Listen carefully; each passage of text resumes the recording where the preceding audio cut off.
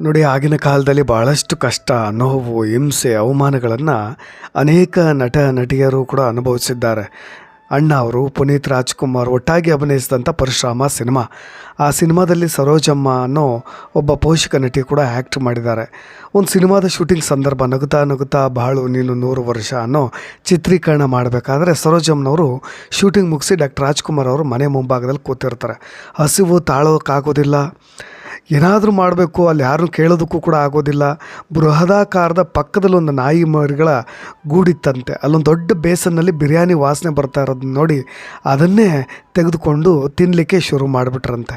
ನೋಡಿ, ಹಸುವು ತಾಳ್ಲಿಕ್ಕೆ ಆಗೋದೇ ಇಲ್ಲ. ಆ ಊಟ ಹೆಚ್ಚಾಗಿ ಧನಿಯಾ ಪುಡಿ ಮತ್ತು ಚಿಕನ್ ಮತ್ತು ಅನ್ನ ಇರೋದನ್ನು ಕಂಡು ಏನು ಈ ರೀತಿ ಮಾಡಿದಾರಲ್ಲ ಅಣ್ಣವ್ರ ಮನೆ ಊಟ, ಹೀಗೂ ಇರುತ್ತಾ ಅಂತ ಅಂದ್ಕೊಂಡ್ಬಿಟ್ಟಿದ್ರಂತೆ. ಆದರೂ ಕೂಡ ಅದನ್ನೇ ಹಸುವಿಗೆ ತಿಂದು ಬಿಟ್ಟಿದ್ದಾರೆ. ಆಗಿನ ಕಾಲದ ನಟಿಯರ ಕಷ್ಟ ಕಾರ್ಪಣ್ಯಗಳು ಹೇಳ್ತಾ ಇರೋದು.